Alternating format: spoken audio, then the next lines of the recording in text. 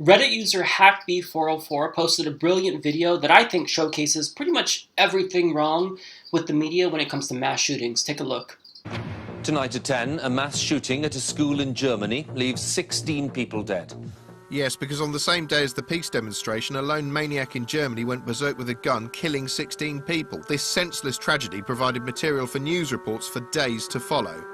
First, there were the initial dramatic breakdowns detailing precisely how the carnage unfolded. There was grim, voyeuristic mobile phone footage of the gunman's last moments, and a chilling reconstruction of a warning he apparently posted on the internet.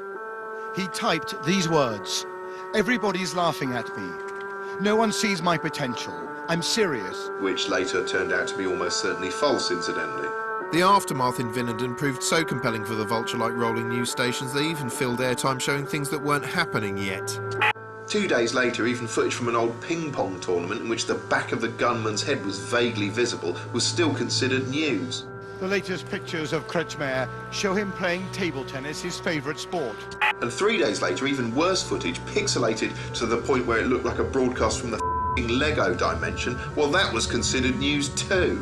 In the video, Kretschmer is shown taking part in an arm wrestling contest in Rottenburg last year. Yeah, I think if I squint, I can just about make out the face of a killer. Isn't the news brilliant? Repeatedly showing us a killer's face isn't news, it's just rubbernecking. And what's more, this sort of coverage only serves to turn this murdering little twat into a sort of nihilistic pin-up boy.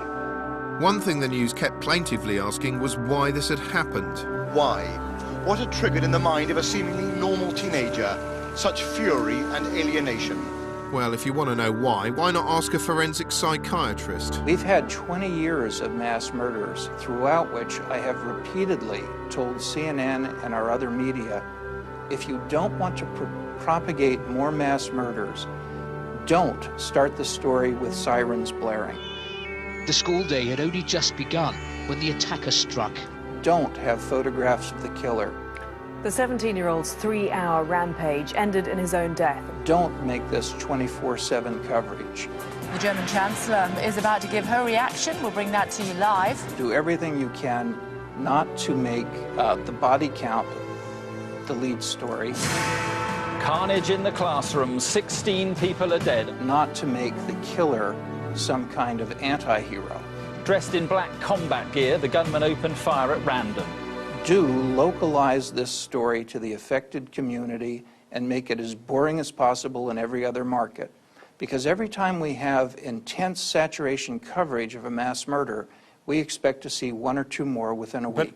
So let me just start by saying that I'm probably not going to cover these types of videos very often. One, because, well, they're not too political in nature, although there are some underlying political implications to these types of events. And two, because I don't really want to shine a spotlight on these people.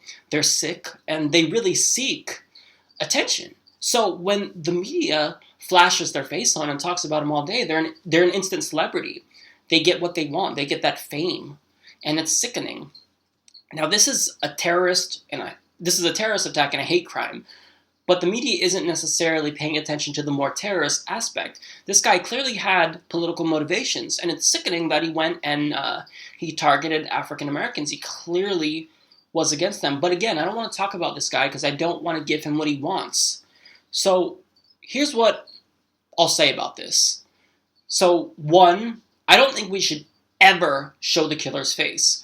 That whole debacle where the Boston bomber was on the Rolling Stone cover, that was sickening. Because even though they may have been condemning his actions, whatever the case may be, well, he looked like a rock star on the cover. You gave him what he wanted.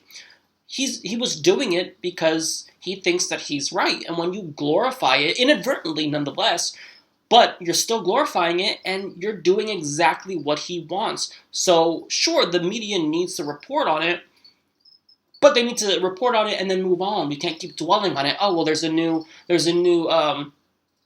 fact that came out that he was into this or he was into that. We got his friend on the line. No, we need to not dwell on it. We need to report on it, and we need to just move on. But the problem is that the media really does benefit. They make money off of sensationalizing these types of issues, and that's sickening. That's really sickening because whenever these types of events happen, they're going to be raking in a lot of cash because people are going to be really, really interested in it. Because what is the media really? Well, it's a war for eyeballs, and these types of stories, they really get eyeballs to the screen. There is, however, an upshot to this type of coverage. So it could potentially galvanize public pressure. So after the Newtown shootings, there was a lot of public pressure to pass universal background checks, but ultimately it failed. So even though public pressure is very important, it's not really going to hold much weight in today's society because our Congress is corrupt. Make no mistake about it.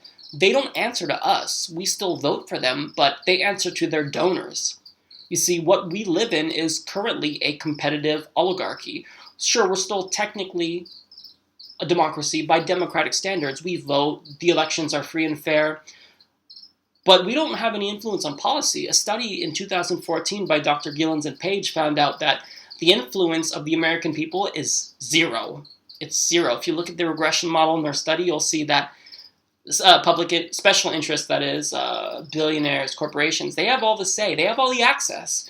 We can't donate $5 to our favorite politician's campaign and then get access. That's not going to buy us access. They're looking for the big money, but not that big, because, I mean, you could pretty much buy a politician with $5,000. So, again, to get back to the main point, we shouldn't necessarily cover these types of topics. We should just report them from a factual, objective stance. Don't mention the shooter. Maybe provide very vague details about it. But more than that, we shouldn't do it. Of course, it could galvanize the public, but in this state, that's not going to make much sense because our lawmakers aren't going to do much about it. So what we really need to do is just play it down. Play it down. Don't sensationalize it. So that way it doesn't happen again, as the doctor said in the video that I posted.